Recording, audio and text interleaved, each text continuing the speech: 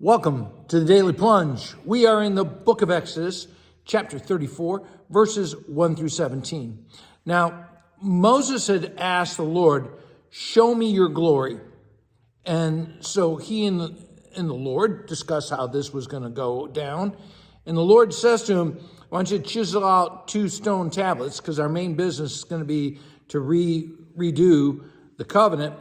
But when you come on up to the Mount Sinai, you present yourself and no one else, not even a sheep or goat, supposed to put its hoof on the mountain. But we don't see the Lord. What we do is we hear the Lord. The Lord is preaching a sermon about who he is, about his divine characteristics. And he is showing Moses his glory, but it's not visual. It is his character, about who I am. And these are the true words of who God is. He begins by saying, this is my name. I am the Lord, Yahweh, the Lord. And here's what it means. I am compassionate and gracious. I give undeserved favor. I am patient. In other words, I'm slow to anger and I'm long suffering and I give you time, right?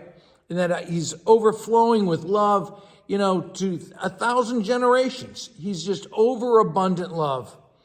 That he is the embodiment of faithfulness and that he is trustworthy because God is not capricious, but that he always comes through and that he is forgiving. And you really got to see that verse where he says, forgiving wickedness, rebellion, and sin. Well, that just fits the Israelites to a T, right?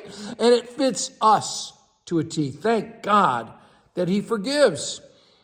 And it is his holy perfection that is used to redeem sinners and that is manifested in their salvation.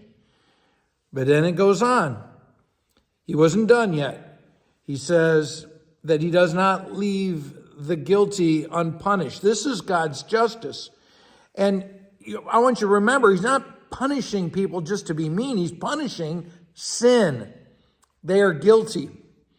And he says he'll punish children for the sins of their father. Because we do recognize that the sins of parents do impact the children. But he goes on. As we go on, Moses is up there and Moses bows to the ground. He is worshiping and he's praying. If I have found favor with you, Lord, then you go with us and you take us as your inheritance. Now, Moses is praying.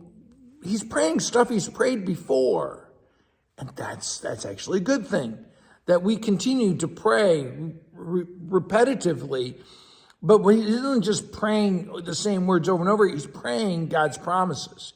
He's praying within the confines of what God has promised to say, Lord, this is what you have promised, and I'm calling upon you to do what you promised.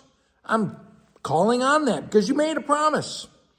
Now, the Lord says to him in verse 10, I am making a covenant, a treaty with you all, and you are not to have any other gods. Don't make a treaty with these people because you are not to be polytheistic. Because if you get into a treaty, get into bed with these people, you will have to worship their gods. And we see this later in the history of Israel.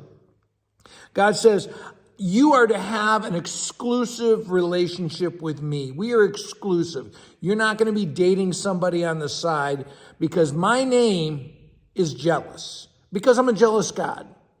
And he's jealous because he's so passionate for his people. And he says, I want you to destroy their idols, their worship sites, so you won't be tempted. Because, why? They prostitute themselves to their gods. And you are not to be sluts for any kind of idols.